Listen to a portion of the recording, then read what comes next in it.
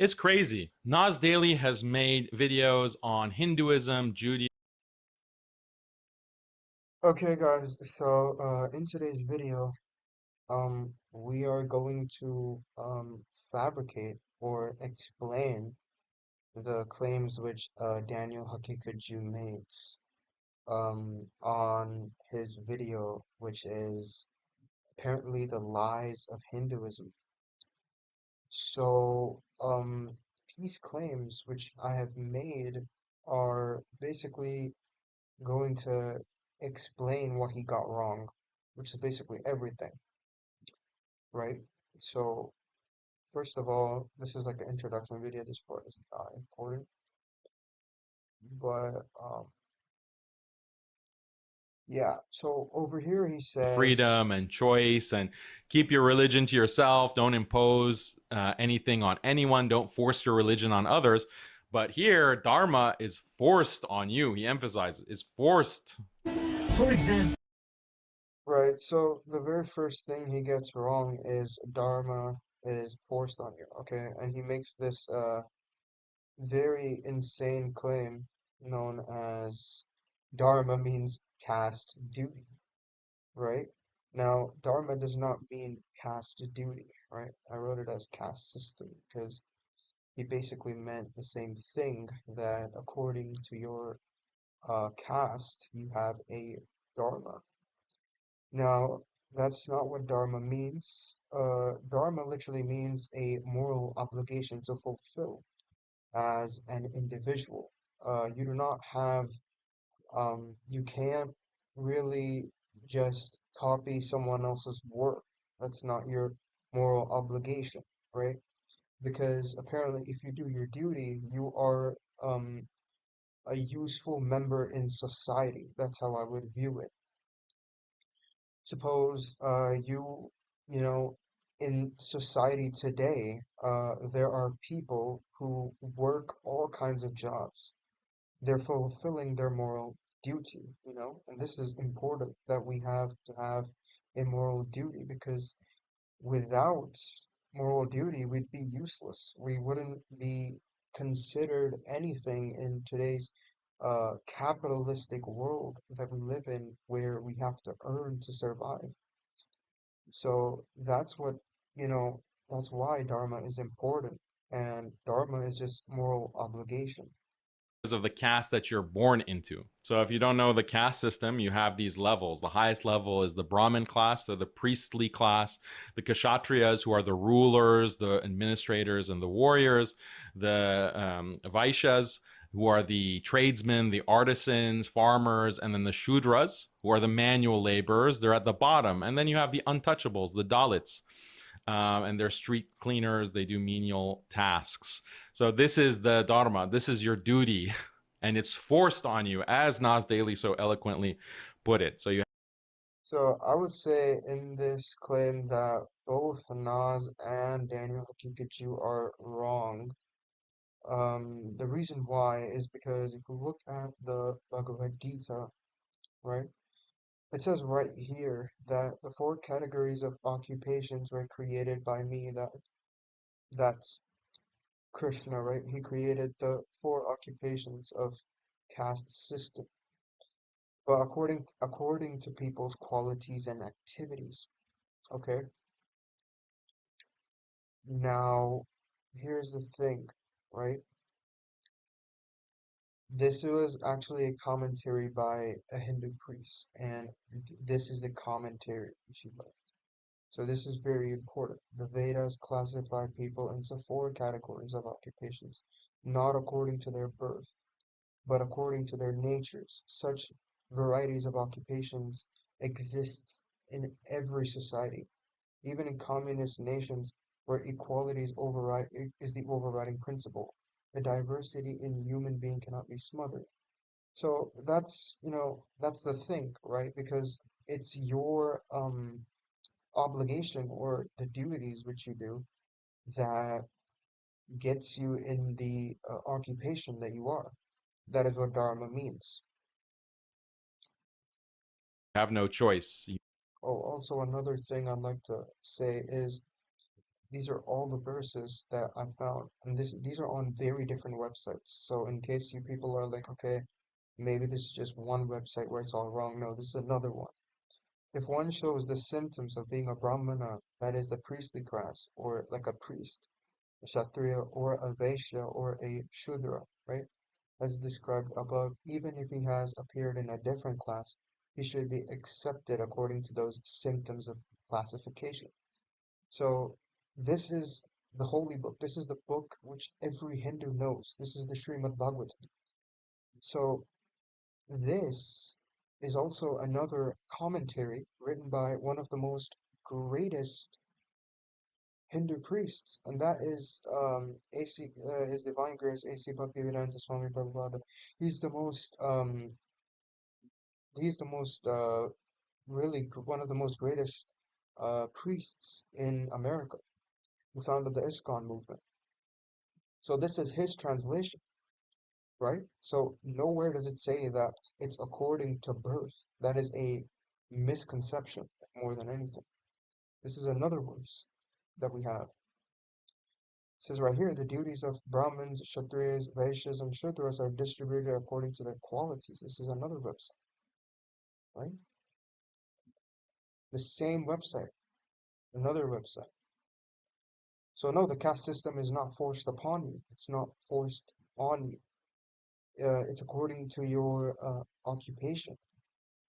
So that's what it You is. have to fulfill these responsibilities based on the caste that you're born into. Dharma is that which uplifts life, that supports life, and that sustains life.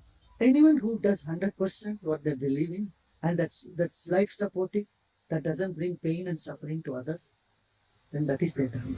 The caste system is also known as the Varna system, and Varna means color, and it began in 1500 BCE when there was an Aryan invasion. So you had these Indo-Europeans who invaded the subcontinent, and they enslaved and conquered the dark-skinned Dravidians and the Indian natives. So they imposed this caste system that the dark skinned would serve the white skinned, the light skinned Aryans. And this is the origin of Hinduism in the subcontinent. So the Shudras and the Dalits, they weren't actually considered to be Hindus. In fact, Hinduism restricts the Shudras and Dalits and tells them they can't enter temples, they can't read the Vedas. So this is a very oppressive system, and it's being whitewashed by this kind of neo-Hinduism. Right, so another thing about this is kind of funny because this is a very, very debated topic that he pulled out here. And you can, okay, wait 1 second. You can see his perspective on this. He says that there was an Aryan invasion, right? So, question I want to ask, right, who say that there was an Aryan invasion was there was already development in India before the Aryan invasion because the Aryan invasion, if we take a look over here, not even Wikipedia says Aryan migration, right? Now, if you look up 1500 BCE, this was when the supposed invasion happened, right? This was when in 1500 BCE, right? This was when it supposedly happened. And if you look over here, um, if you look over here, this is a website, okay?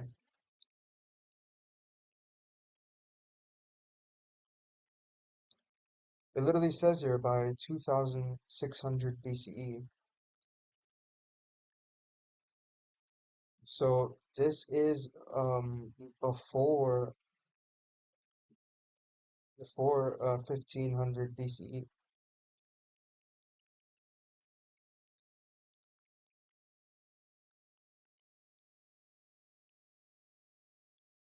Yeah, so this is the mature Harappan phase. This is the Harappan civilization which took place in the Indus Valley, right?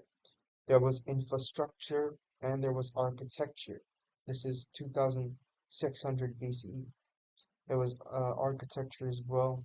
There were advanced architecture, dockyards, granaries, warehouses, brick platforms, protective walls. So this was by 2600 BCE, right? This is the mature period. You're telling me that the native Indians who lived in 2600 BCE, who had walls and apparently may have dissuaded military conflicts, you're telling me they were invaded by Aryans? It doesn't make sense. They already had a pretty much great architecture than most civilizations. Okay? These are also the phases which happen, the timelines which we see. So this is the Neolithic period. You can see right over here that there were already settlements in Baluchistan and the Indus Plains. There was cattle, uh, the main occupation with limited cultivation. You know, there was occupation. Looks like we already had some progress by 55,000 to 35,000 pre-Harappan phase BCE. Over here we look at the early Harappan period. Now over here it says the number of settlements had increased. There were use of copper reels and blows marked this era, an extraordinary range of pottery farms. Black on red shows. You can see all of this development. This is a very, and the most eye-opening thing is the development of religious consciousness. It says right here, the development of religious consciousness. And right over here, you can see that by 2600 to 1900 BCE, it basically began failing, right?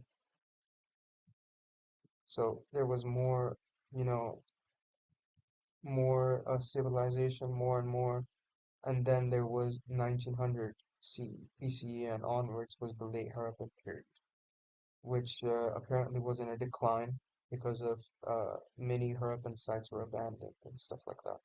Basically came to a decline. Now, another thing which Daniel makes is, right, so apparently if there was a supposed conquest or if there was a battle between the natives, there would be a great amount of weapons, forts, and a great amount of, weapons, okay? But very few weapons have been found, and no evidence of an army has been discovered, right? Evacuated human bones, no signs of violence on buildings, show no indication of battle. So over here, we're not sure of, the people who were invading supposedly, but we could say that there was pretty much development already from the pre-Harappan phase. And another thing is no person, no scientist, no historian ever says that there was an Aryan invasion. Um, there was no such thing as an invasion, right? This can be only used to opponents, right? It's more so considered as the Aryan migration theory. Um, that is not an appropriate term. So, yep, that's how it is, you know. And I like over here how he says that the Shudras and the Dalits, dark-skinned people, were not considered Hindus.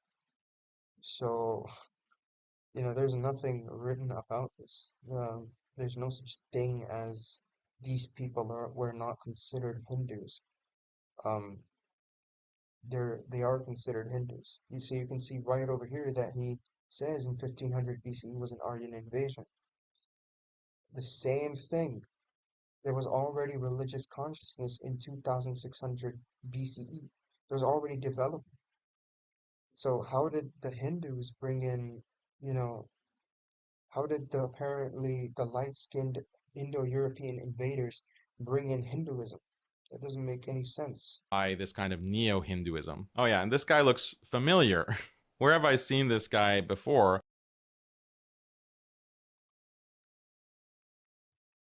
Oh Allah the Almighty.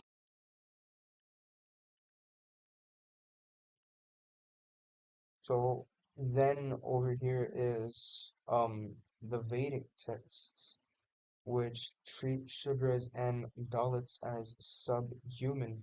Um, so over here he makes a very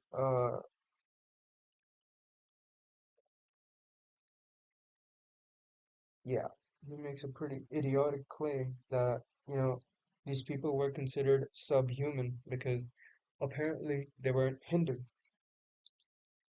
right? So Castes were we basically treated as slaves, servants, sex slaves. Then the upper castes slowly start to get darker and darker skin.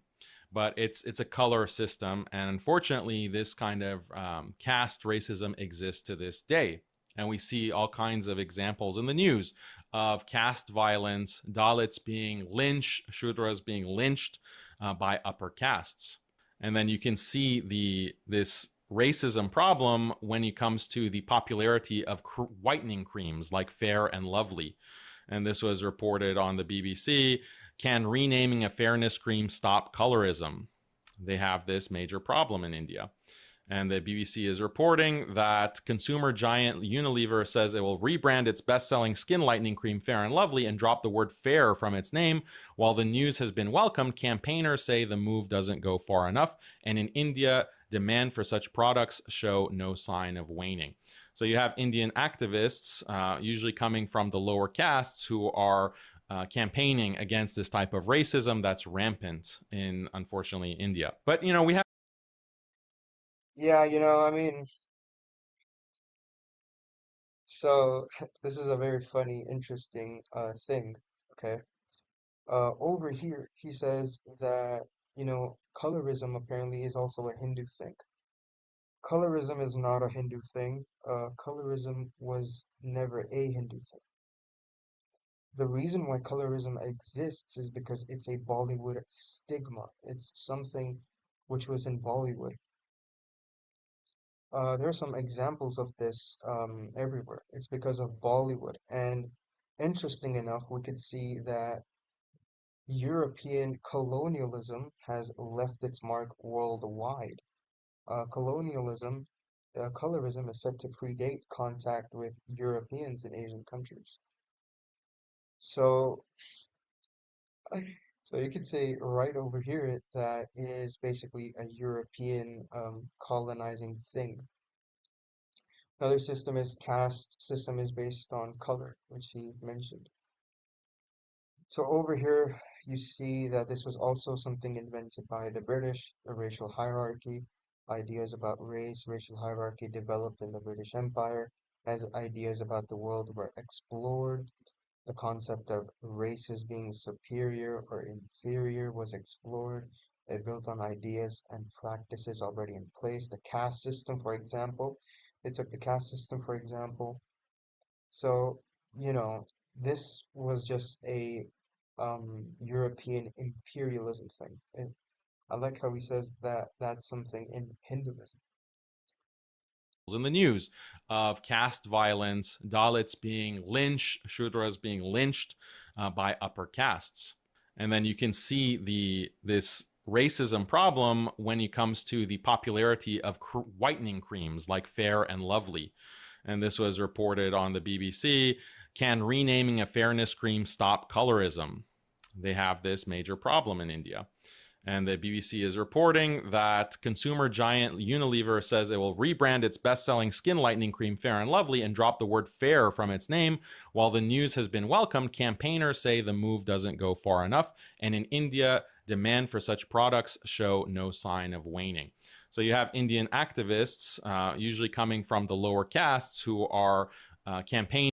Also, it says literally nothing about lower castes. I don't know why he's talking about this. Against this type of racism that's rampant in, unfortunately, India. But we have to be fair, because unfortunately we do have racist preference for lighter skin that affects some Muslim countries as well. So this is wrong. Let's be perfectly fair. It's not just Indians, it's not just Hinduism, but we have to make a distinction, because the difference is in Islam, preferring skin color, lighter skin color over black, this is jahiliyyah. This is ignorance, and the Prophet Muhammad sallallahu alaihi wasallam has explicitly called it out, and many Uh, preference for lighter skin or skin color. But the caste system and the preference for the Indo-European Aryan race, that is a part of traditional Hinduism. So there's a big difference here. And we can prove this by looking at some of these Hindu texts. So Gautama Sutra, chapter 7, a Shudra who intentionally reviles twice born men, meaning the three higher castes, the Brahmin, the Kshatriya, and the Vaishyas, by criminal abuse or criminally assaults them with blows, shall be deprived of the limb with which he offends. right, so basically he babbles on how this is wrong and, and everything. So over here, I talk about this, and so apparently this is what he's talking about, the Gautama Dharma Sutra. Now, if we take a good look at the Gautama Dharma Sutra in Wikipedia, it is basically a system of a law which was used. And it says right here, the contents of Gautama Dharma Sutra states Daniel Ingalls suggests that private property rights existed in ancient India, that the kings had a right to collect taxes and a duty to protect citizens as well as his kingdoms, as well as the disputes between them, because using the Gautama Dharma Sutra, which he says right here. So, this is a whole law book, apparently, and this doesn't just talk about castes. There is also, if I look up here, there's also the punishments of a Brahmin. So, like I said before, right?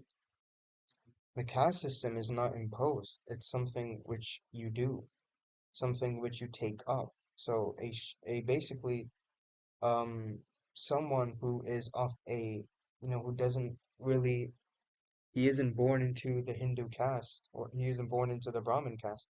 He can also be a Brahmin. And there is also a story regarding this, which I will talk about later on. But you can say right over here that it's according to the people's qualities and activities. Same with over here. They pour hot liquor into the mouth of a Brahmana who has drunk such liquor, right? He will be purified after death. So there's punishments basically for every caste. Not just, basically for the Shudra caste, there's multiple. If we look at the origin of this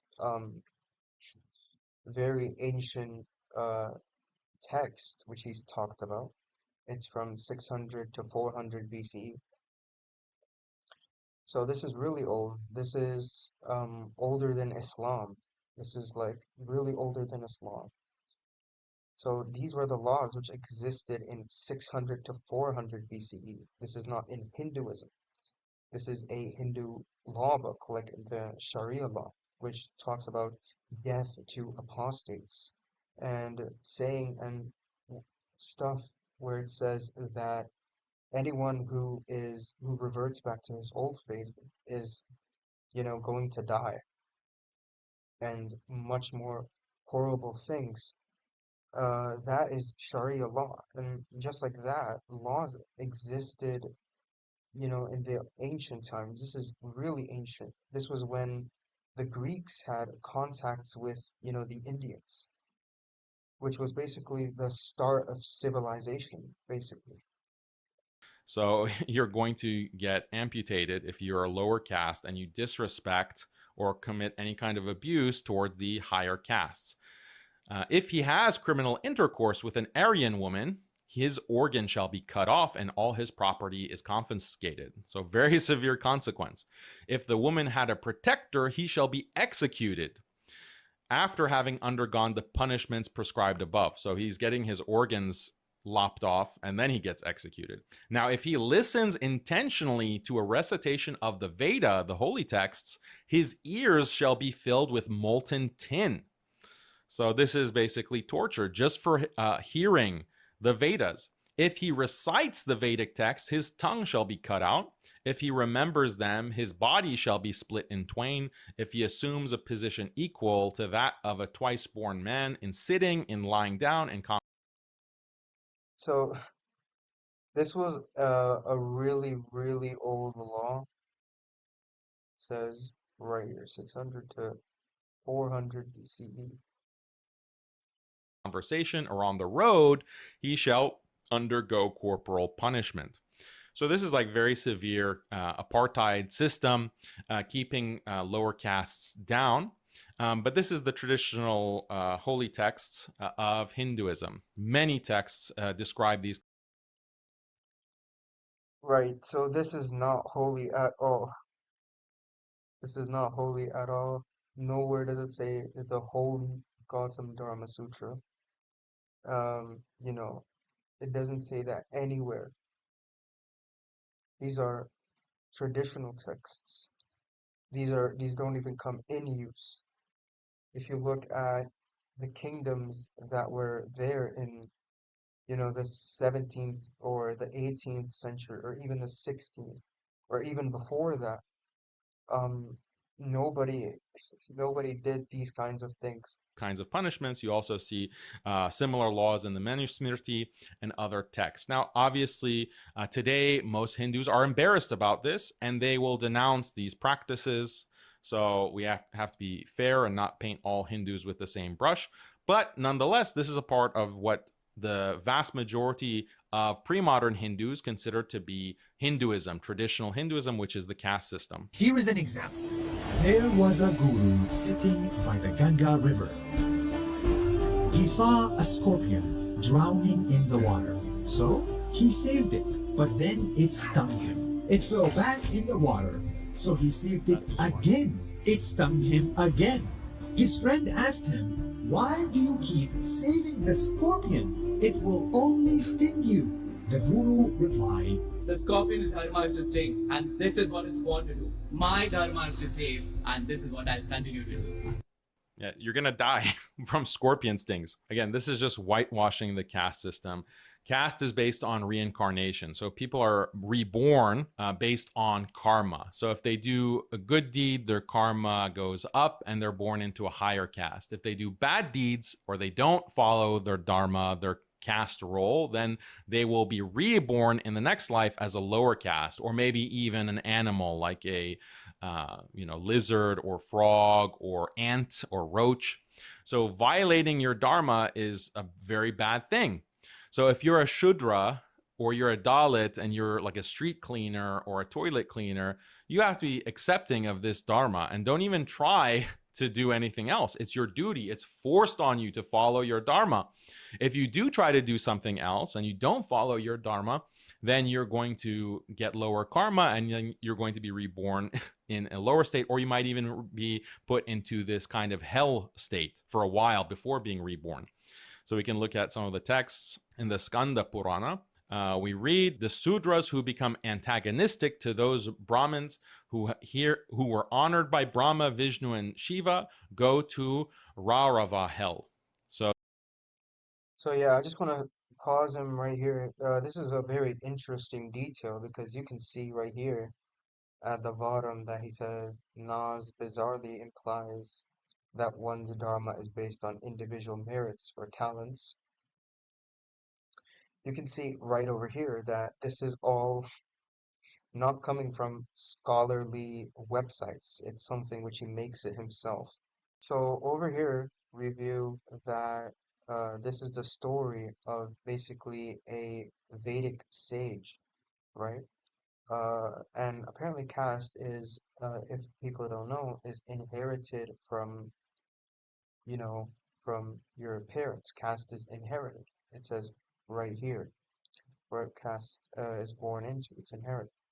But over here we read that, and this is really old, this guy, he made chapters. He made the Chandi Yoga Upanishad. He's also stated here. This is also a holy text.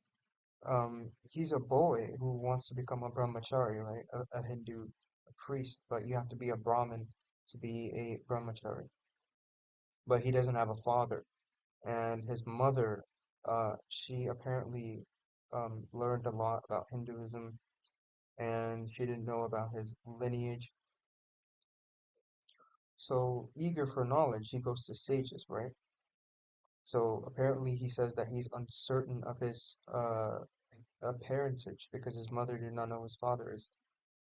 And yet, still, with his innocence and his desire to learn, the sage declares the boy's honesty is the mark of a Brahmana, a true seeker of the knowledge of the Brahmin.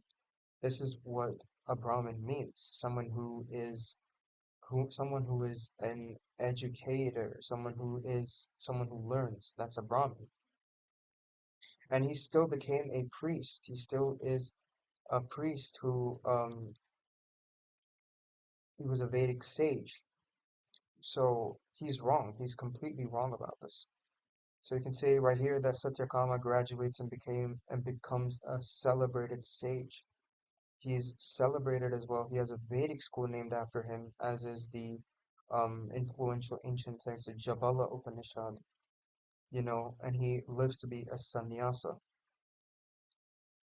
Apparently his teacher, Gautama, gave him the name Patan. So this is a hell area that because they follow. So yeah, he just rambles on and on about.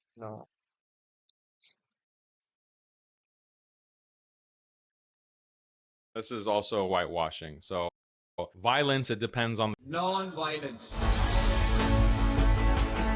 No violence. Not to humans. Not to animals. Not to anyone. And when I say non-violence, it is not an action. Non-violence should be in your mind. And my mind's violence becomes my body's violence. Definitely. This is also whitewashing. So violence, it depends on the caste. So if non-violence is good if you're a Brahmin, like a priestly class, but if you're Kshatriya class, that's the warrior class. Or the ruling class or the administrative class. So you have to engage in violence. Your dharma is to be a warrior or a police officer. So you have to engage in violence. You have to wage war or impose laws. And the Bhagavad Gita also has praises this type of distinction. Like, Sure. Let's look at the Bhagavad Gita on, wars. Apparently, the Bhagavad Gita, is based on wars. So right over here, he says Bhagavad Gita talks about wars, right? Right. So the Supreme Divine Personality said, "O Saiyan of Bharat, these are saintly virtues of those endowed with divine nature. Fearlessness, apparently, and purity of mind, steadfastness in spiritual knowledge, chastity, control of the senses, sacrifice, study of the sacred books, austerity, and straightforwardness, non-violence, truthfulness, and absence of anger, uh, renunciation, peacefulness, restraint from fault finding, compassion towards all living beings, absence of covetousness and gentleness. So all of these things, they're saying that these are saintly virtues of those with divine nature.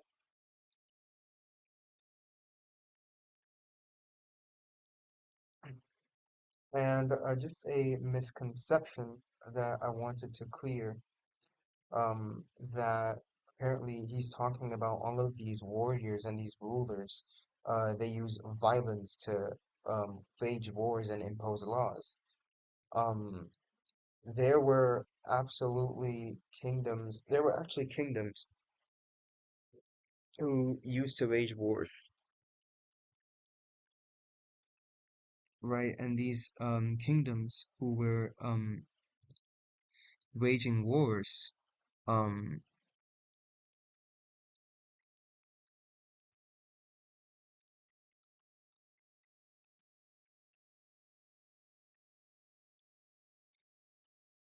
so the saintly, I guess, people, this is only for the saintly people, according to Haqiqatjou, but that's obviously not true.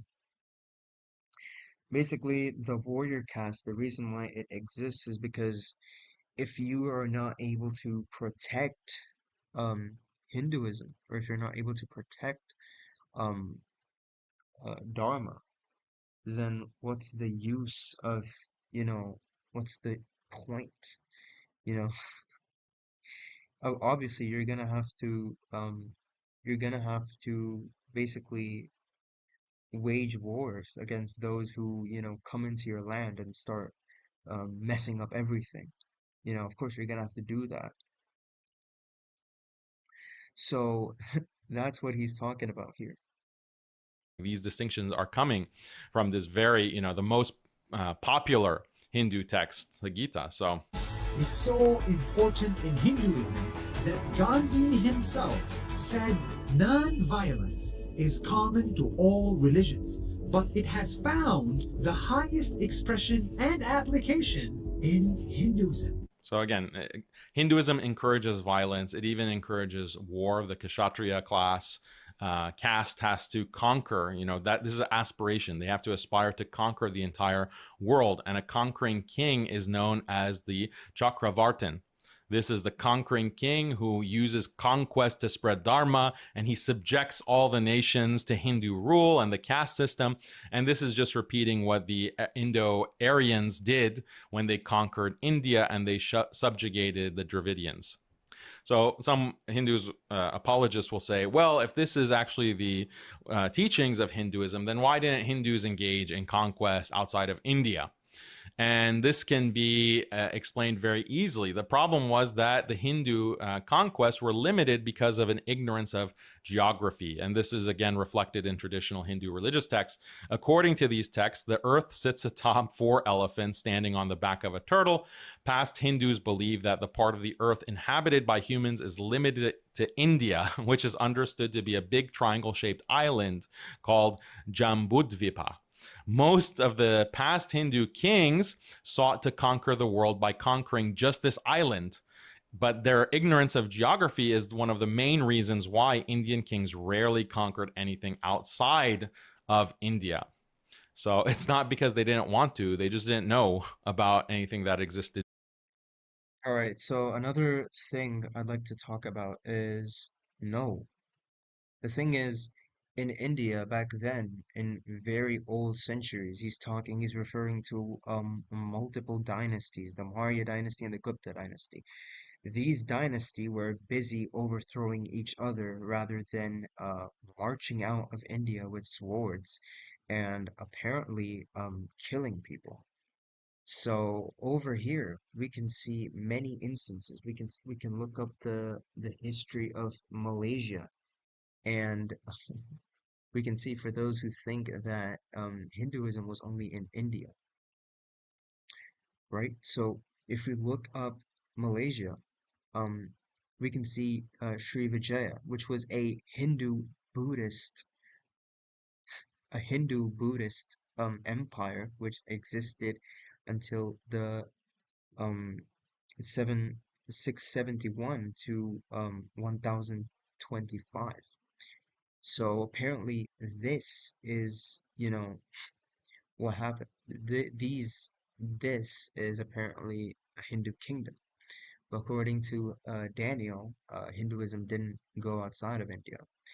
Another thing is Gandhara, which was the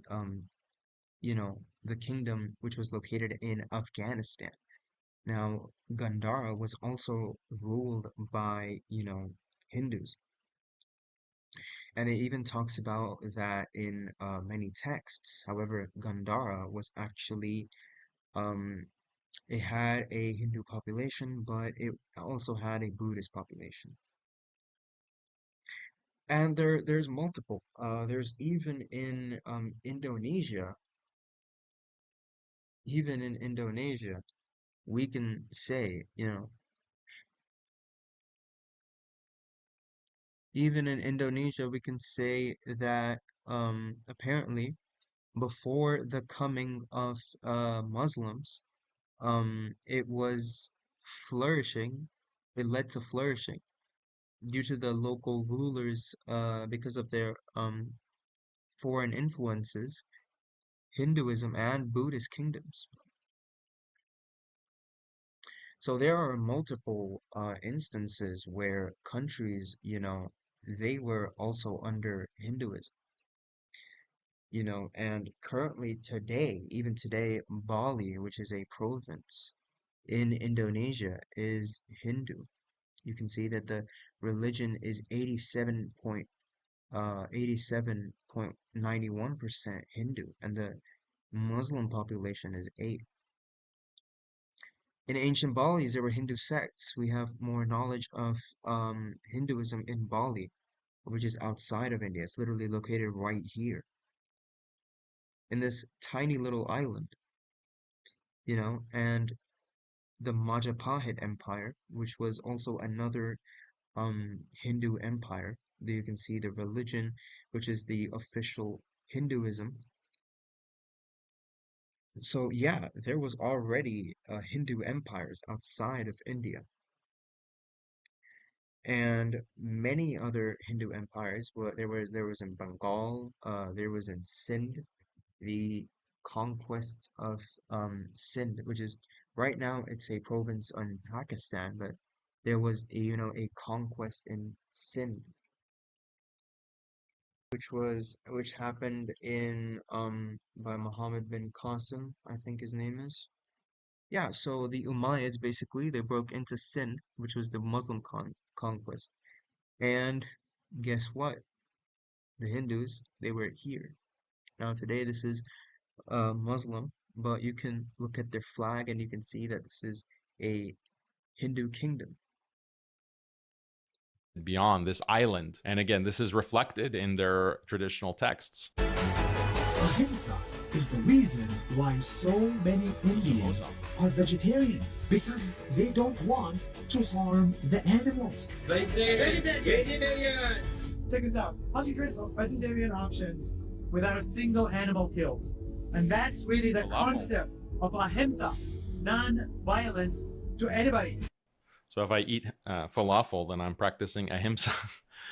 Tamiya. Yeah, because you might be eating a reincarnated relative who violated caste duty. That's why, you practice ahimsa and you don't eat meat, because you might be eating a relative from a past life, who's been reincarnated as a chicken or a cow. So don't eat. So I want to talk about this too right here because a lot of people try to make fun of this, but the reason why we reincarnate. First of all, the reason why we reincarnate and the reason why you can become, let's suppose, an animal is because every being that lives has consciousness. Every animal that lives has consciousness. It can think for itself. It can basically, act, like it can act upon itself. It has a soul, right? So the soul never dies, but you can get reincarnated into different bodies. It's not about relatives. It's not about that, he was my dad or he was my mom or she was my mom in my past life. No, we go to this continuous cycle of reincarnation. Meat for that reason. Some take it to the next level in Jainism that they don't even eat potatoes because uprooting a potato is a form of violence. Oof, that's really violent. Look at that. They even left the shovel in there to rub it in. Look at that potato suffering. So this is in Ashvamedha, which is human sacrifice. You have Ashvamedha, which if you don't know by now, involves a dead horse, actually suffocating a horse. If you don't know what Ashvamedha is, check out Genius of Islam episode 3, or check out my debate that I had with myself and a Hindu, and we talk a lot about Ashvamedha. So the ancient Hindu Vedic practices involved a lot of killing of animals and even human beings. Then you had Jainism come along and Buddhism, and they're the religions that originate ahimsa and this non-violence, and later Hindus just copied it and adopted it, but it's not actually original to ancient Hinduism. So right over here we can see that no, it didn't come from Jainism or Buddhism. We can see right over here that it says 1500 to 1000 BCE. That is before there was Jainism and Buddhism, because basically the BCE, or before the Common Era, goes opposite, right? So this is what I found out, and this was the Rig Veda.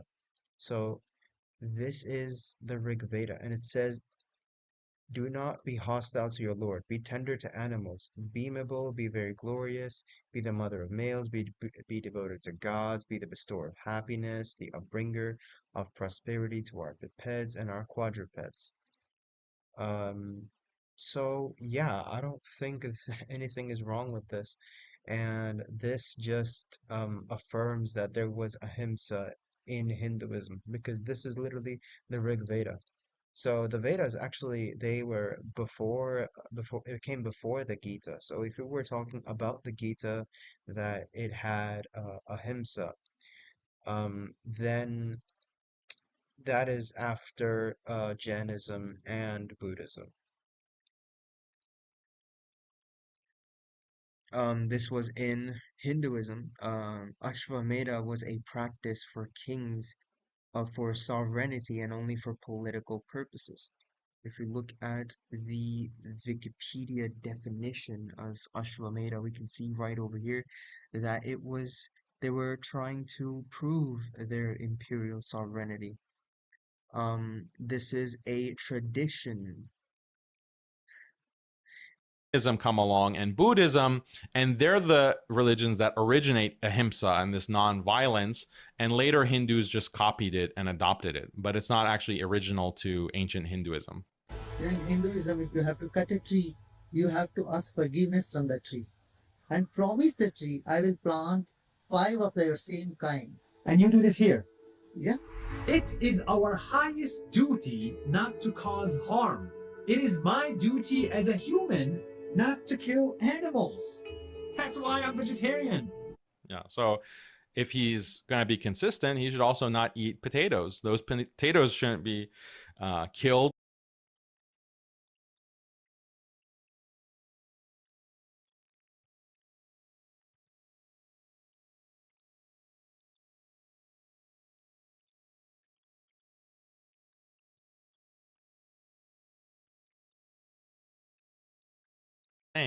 If you inaccurately portray them and you What your dharma is, are you an untouchable? Are you going to follow it? Better. See you next month for a video about atheism.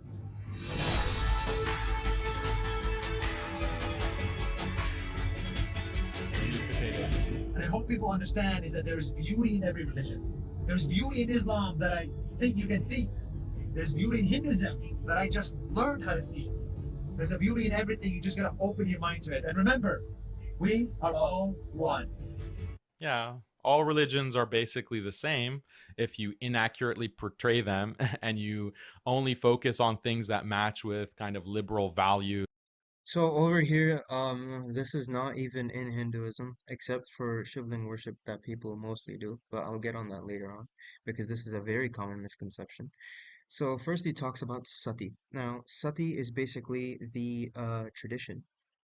It's actually mentioned in some Hindu books as well. Actually, it is mentioned, the practice of sati. Now, sati is the Hindu practice in which a widow should sacrifice herself by, sitting atop her deceased husband's funeral pyre. This is basically voluntary. Oh, big surprise. How is this voluntary? Well, over here, if you look over here in, a Hindu encyclopedia, you can see that even in the Vishnu Dharma Sutras, committing sati is a choice given to the widow and is not compulsory. In the epics, a few instances of the queens and other wives of the deceased kings having burnt themselves on funeral pyres of their husbands are mentioned. It is a voluntary act and not highly extolled. In all probability, this pure voluntary practice existed only among the kings and noblemen and never for the general level of the populace. In fact, religious works have extolled a level of austerity and purity by the widows as far of superior merit than sahagamana or self-immolation. So over here you can see that sati was a voluntary choice. It was something that you could do if you wanted to. And then he goes on to talk about, Ashvamedha again, keeps going around and round with the same points. So over here, we can look over here again. Ashvamedha was a practice for kings for sovereignty and only for political purposes. Another thing he talks about is Purusha Meda, which is the human sacrifice. And apparently, there's no evidence suggesting that Vedic Purusha Meda involved physical sacrifice of a human and is considered as a mock ritual, right? So it is a ritual of a mock sacrifice, and it's a ritual. So, he goes on to talk about this more and more. And this is the Shivling worship, which he talks about later on. Now, Shivling has a common representation that it means the appendage since it's shaped like one. But that's not what it means, actually. So over, you can see right here, the word Shivling has been derived from the Lord Shiva. Lingam means a symbol, or that Chinna, that's what it means, a symbol.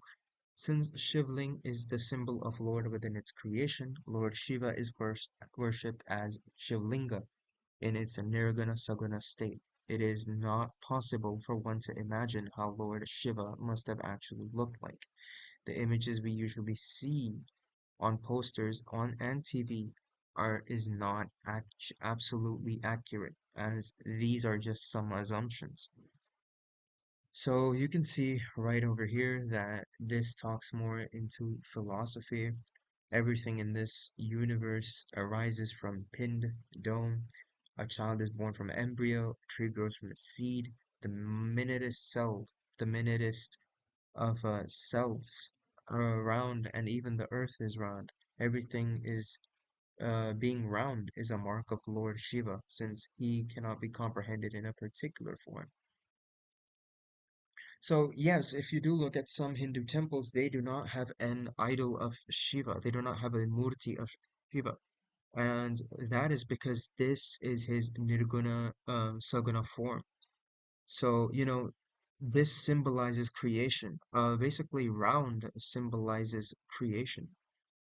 And that's so another thing that I wanted to talk about was the practice of Devadasi. Now, Devadasi, I think you can even look this up on Wikipedia, it might be there, but it literally meant a servant of God, where young girls stayed in temples and involved in dances as a part of devotion, such as Bharatanatyam. Bharatanatyam is a dance which is devoted to God. So, um, right here, Devadasi simply means someone, a female artist who is a dedication to the worship and to a service of a deity or a temple for the rest of her life. Um, so basically, this is also something which fe women can take for themselves. This is also something which is uh, voluntary. Not everyone did this, of course. But yeah, basically, it became a part of devotion. So after hundreds of years later, this happened to become explicit, where it turned into prostitution due to corruption, survival for money, or forced into relations by the elite, and was later banned.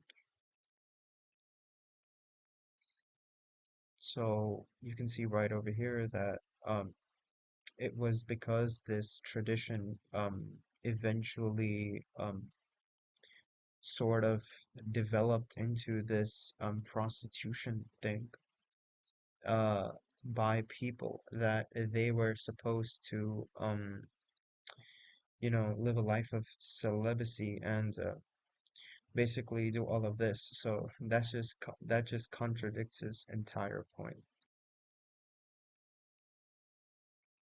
And talk to a Hindu 2,000 years ago or 3,000 years ago and say, oh, the most important thing as a Hindu is ahimsa and dharma, which means finding your personal path, that Hindu won't even understand like or recognize what you're talking about. So what about these practices like sati, ashvamedha, the horse sacrifice involving this kind of necrophilic act between the horse and a woman, purushamedha, the human sacrifice, devadasis, child temple prostitution that the British colonizers had to ban because so many Hindu temples had these child prostitutes in the temple working. You have shivling worship, which if you don't know what that is, check out my debate with a Hindu where we talk a lot about, worshiping the penis of these gods. So yeah, Nas Daily didn't talk about any of these practices, any of these kinds of beliefs. He has to distort and misrepresent. And that's how you can say, oh, well, all religions are the same. I believe in Islam. I believe in Hinduism. I believe in Judaism. You have to kind of whitewash it all. And this is dishonest. So I hope maybe in the future, Nas Daily will put out an accurate video about Hinduism and talk about Ashvamedha. Wouldn't that be something? So I hope you liked the reaction and you learned a lot. I'll catch you on the next one, inshallah. So over here, you can just see his complete ignorance being destroyed and everything, literally everything being debunked, that which he said. So yeah, hopefully in the next future, he drops a video correcting all of these statements which he just made.